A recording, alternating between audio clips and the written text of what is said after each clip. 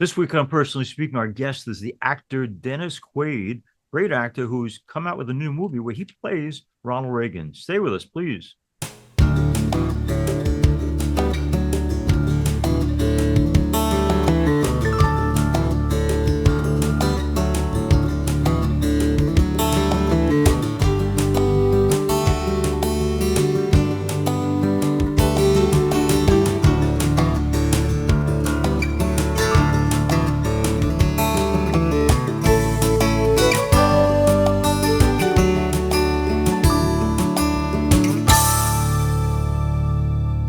Hello and welcome to Personally Speaking. I'm your host, Msgr Jim Lisante, and the Emmy Award-winning actor Dennis Quaid joins me now.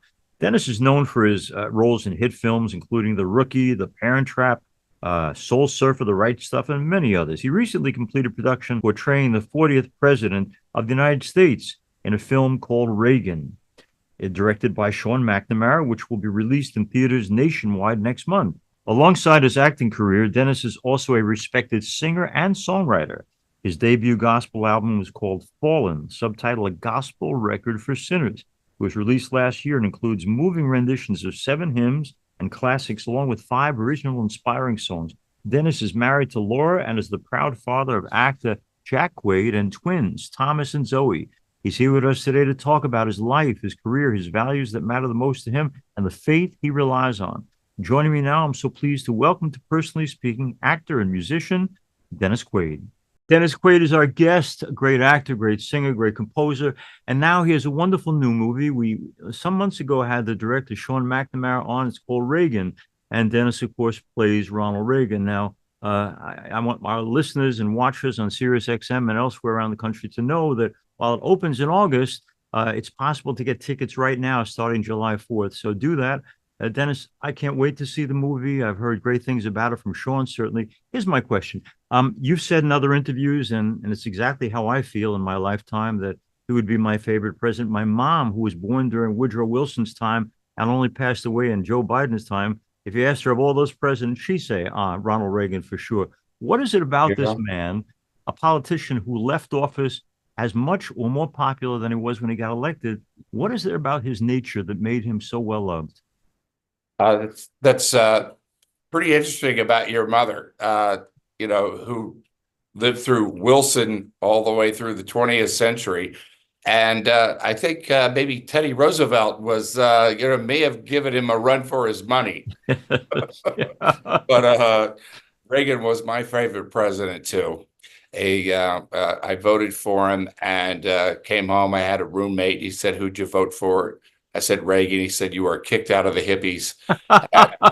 That was the price that I paid. But yes, it is opening August 30th. And people, that's why I'm here, because to let people know that tickets are now available for groups and individuals. Now, if they go to Reagan.movie and they can reserve a seat. And I think it's going to be filled up.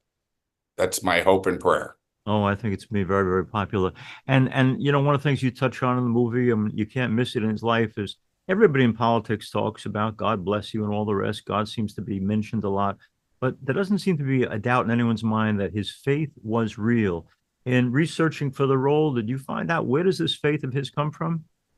Yeah, that's reflected in the movie, his faith. It starts from where he came from in Dixon. And the great thing about the movie is, that I even felt myself, we get to kind of experience and see all of these stories about Reagan from his childhood, through his movie career, radio, and as governor, and in the Screen Actors Guild as president, and then his first failed attempt to become president in 76, and then in 80. It's so you get to be kind of a fly on the wall behind the scenes. And I've almost forgotten your question because of that. But his faith did it started at home. Uh, I think particularly with his mother, and particularly with the church that there in Dixon, and it it stayed with him. It took root as a young boy, and grew and strengthened throughout his life, and to the point where he was able to lead the nation. I think because of that faith. Faith roots you in principles, Yeah. and not just where the wind blows about what is popular. And I think that was the true strength of Reagan, because he governed by principles, not by popular opinion. He seemed to have an ability to stick to a point, believe in it, and not waver. In 1976, I saw him speak down in Washington about the great evil of communism in Russia and how we're going to defeat it. And I thought to myself, that's never going to happen. And then years Right. later, it happens because this guy was determined. He was Really definitely was. he, I did a movie in Germany called Enemy Mine, and I was there for about 8 months. And one of my questions, I went to, while I was doing it, I went to Berlin and went across to East Berlin, where it looked like World War II had ended just yesterday. That's what it was back. This was 1980, 82, I think. And it was, what that was like, and the way people lived. And the taxi driver I had, he said, I was American, and he was go, Reagan. He was like that in East Berlin in 1982. And it people there thought, I asked them, they never thought the Berlin Wall would come down, ever. Yeah. That was, permanent. And Reagan didn't believe that, and had a plan, and was able to, that was the thing central to his presidency, is that he won the Cold War. Yes. Yeah. Mr. Gorbachev tear down this wall, and then he made it happen. Now, other aspects of the man's nature, we had on a couple of weeks ago, Patty Davis, his daughter, and happily she, in her book, has come to peace with her parents. But Yeah, I mentioned I've that talked with Patty. I've met think, Patty and talked with her a couple of times. I think once since I got the job of Reagan, and I talked to Mike. But Patty has come to peace with her parents. I think, and Reagan was, when Reagan was president, he was like everybody's dad. yeah, In a way, for my boomer generation. And that meant, for better or for worse, I think for some people, those that were against him, he was like the bad dad. right. In a sense, he was definitely, he was called a warmonger. He's going to get us into a nuclear war. He doesn't, but he proved them wrong. It was about being strong, and it took a Cold Warrior, somebody who would say no and mean it, to get the Soviets to come to the table for real and not just take advantage of us. Yeah, that idea of that you can make more progress through strength. He's the embodiment of that. We had 2 weeks ago Dan Lauria on, who plays Tip O'Neill in the movie, and we talked about one scene in particular. And I mentioned the scene because it's just so beyond imagination for now. So the speaker, It's almost like the Berlin Wall, isn't it? That scene. You can't imagine that happening today. I can. That the speaker of the Yeah, House, Tip O'Neill Democrat comes to the liberal, hospital. and pray Yeah, they to pray Ronald together. Reagan. He was like the first visitor besides Nancy. Wow. That he came there, bitter enemies, when it comes to legislation Policy, and their agendas politically. But after they had set that up at the beginning, that after 5 o'clock, they were just a couple of Irishmen, and they would actually get together, more than what was required at the White House, and talk it over, sort of off the record about, without all the public politics that they have to posture for. And, that was how a lot of things got done in the Reagan administration, because he had a Democratic Congress there for a while. That's right. Yeah. Yeah. It was And all they got together there, they prayed, uh, Lord's Prayer, not the Lord's Prayer. It was, uh, it was a psalm Oh, okay. and as a prayer, and it, that's I can't imagine that happening today. No.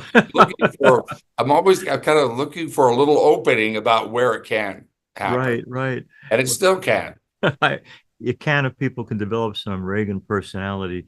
I wanted to ask you too. I was in the post office department picking up some stamps, and I said, "Show me, the stamps that aren't just the American flag ones." And he showed me what he had left, and he had tons of Nancy Reagan stamps. And I said, "When did this come out?" He said, "Oh, a couple of years ago." I said, "Why do you have so many left?" He said, "She's a hard sell." He said, he said everybody loved Ronald Reagan, but not so much the wife. And how do you end up portraying Nancy, who was his rock in so many ways, but not an easy woman to love? That's very interesting. You say that because, yeah, she took a lot of heat. Um, sometimes she invited it, I must say. And sometimes, it's just she was maybe the victim of it, or, because of the place that she was at. But she loved Ronnie, and that is central to our story. Yeah. Because without Nancy, there never would have been a President Reagan. Wow. Their love story is so central to his life story. And he drew strength from her. They were so in love. I mean, he wrote her a love note every day of his life, even with the assassination attempt. And, he drew his strength from her, and for, as well as from God, but she was like number two. Yeah. And he it's a love story that I think That's people wonderful. can Yeah. finally see from their point of view. And because you really never know what's in a marriage, but it's nice to kind of peek behind the curtain here and see what their relationship was really like and where it started. Dennis, a lot of couples that I marry, they talk about they want a spouse who will always have my back. And if I had to think of an example of one where she always had his back, it would be Ron Reagan. Right. She was there for him always. Listen, switching it to you for a second, and this is kind of a question I had asked Derek Jeter, and I wondered it more when I read your biography too.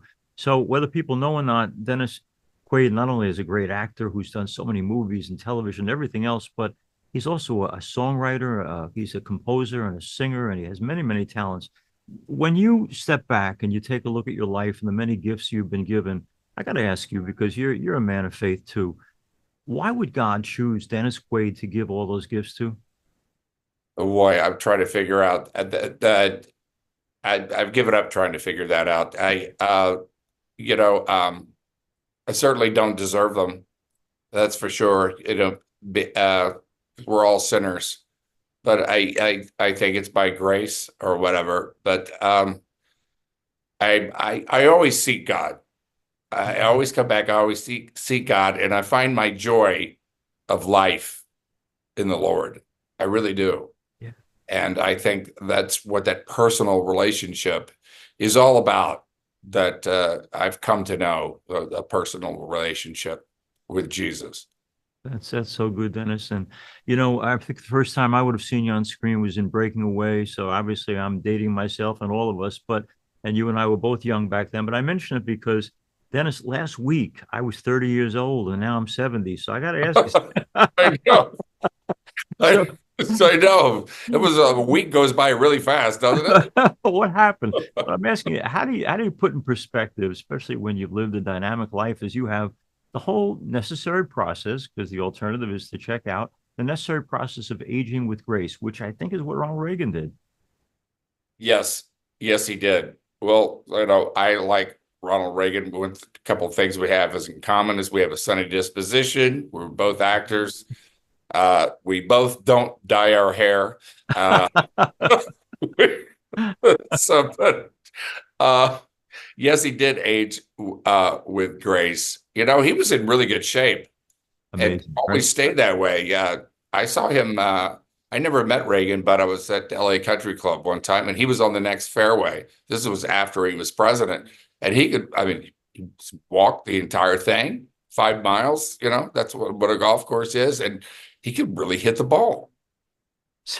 So clearing brush on his ranch, those weren't set up pictures. He was actually doing it, huh? No, in fact, that's what I was when I was offered Reagan. I had the kind of fear up my spine. I didn't feel worthy, number one, because he was my hero. Also, I didn't want to do like a love letter about him, and everybody in the world knows what Reagan looks like and stuff. And even though I'm an actor and I have a sunny disposition like him, I didn't see a way in to the public Reagan is right there, but the private Reagan is kind of almost seemed impenetrable to me.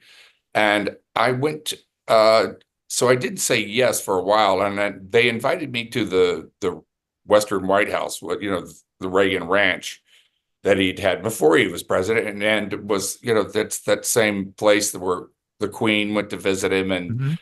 where all the chopping of wood and all that stuff. You go up 5 miles of the worst road in California, and to the top there, and I came through the gate on the top of the mountain, and that's when I got Reagan.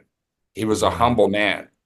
Yeah. You can feel it in that place because everything there was done by him. The work, like the little pond, the Yeah. fences, uh, the fields, the way they were mowed, and the house itself was 1,100 square feet, if that. This is the Western White House. I didn't realize they had a king size bed, but it was two single beds that were zip tied together.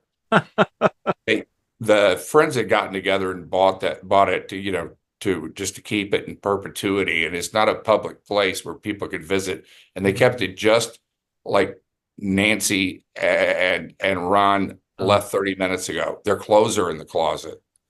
It's wow.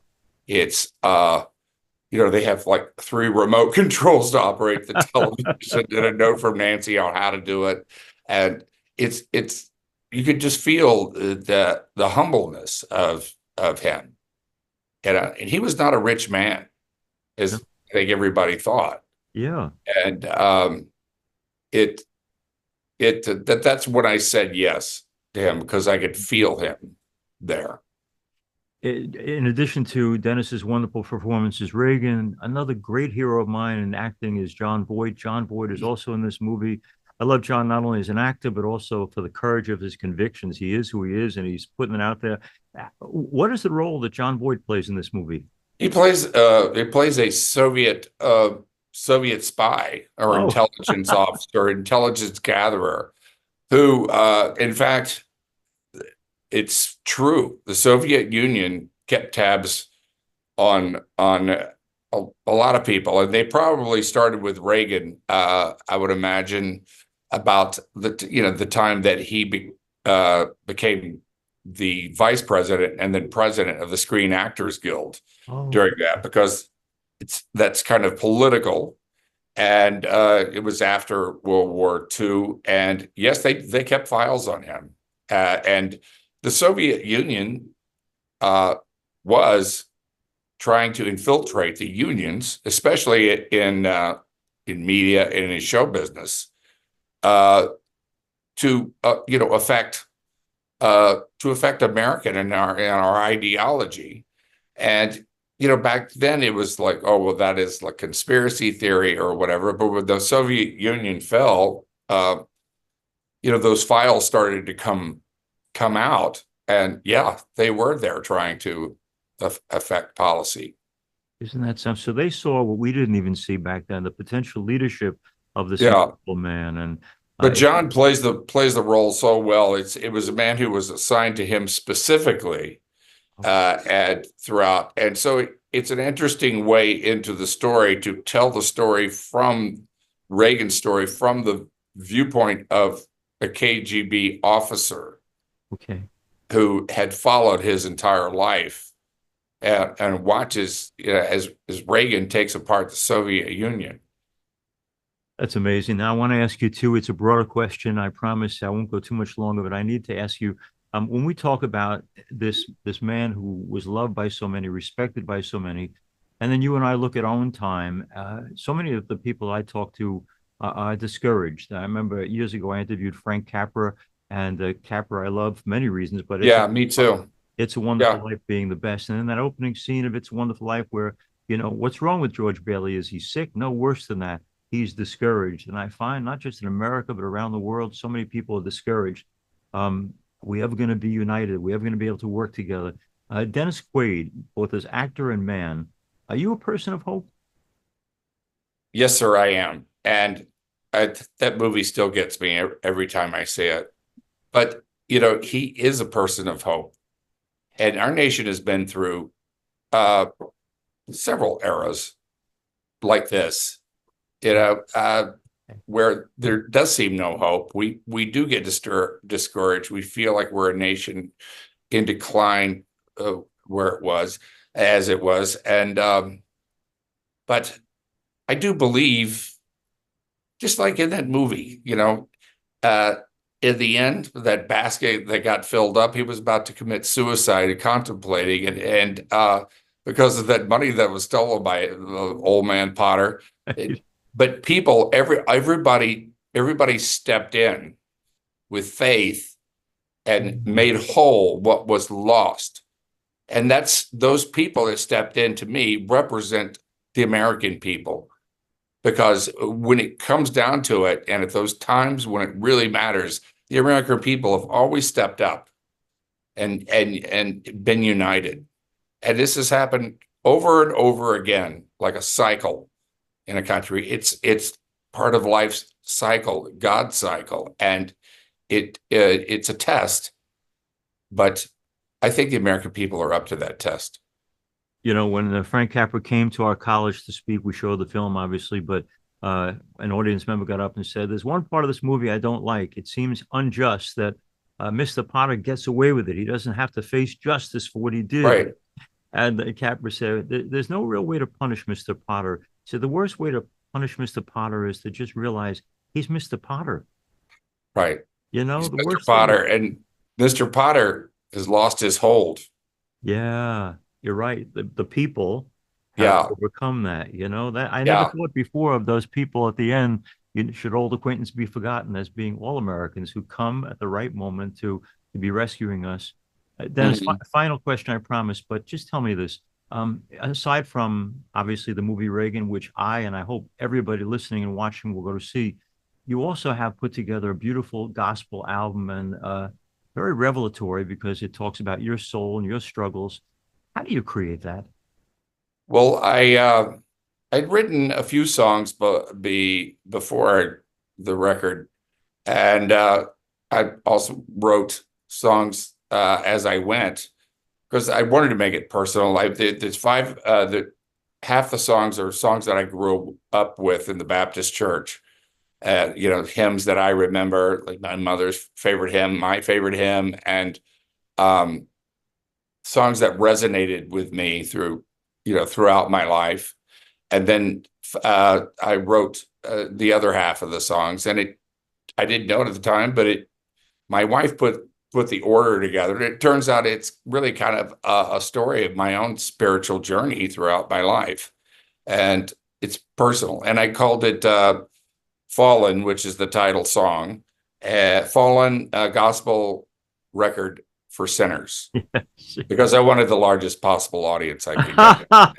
And we're all there. We're all there.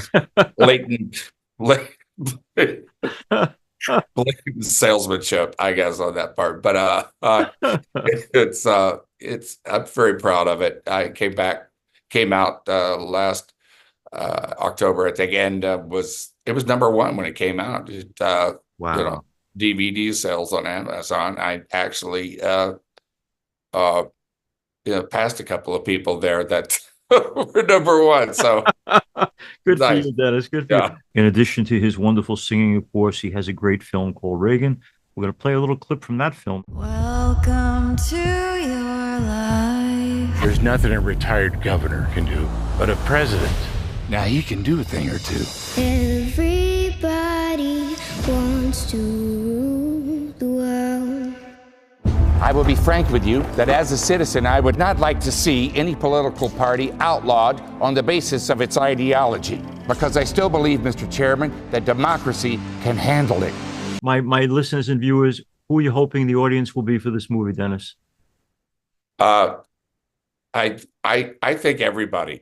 Okay. in a sense that everybody born, let's say everybody born after 1985 Yeah. will look at this movie and see what this country could be. Yeah. And it's a great story. And I hope first it entertains, not to educate people, that it entertains people, because it's a very interesting story. But that they will see what this country could be. And those that were born before 1985 will be able to look back and remember what we can all do as a nation when we unite. And That's what Reagan did. and A great have hope again. communicator, united, and he would give credit to the American people. And Dennis, just for our listeners and viewers, one more time, how do they get tickets?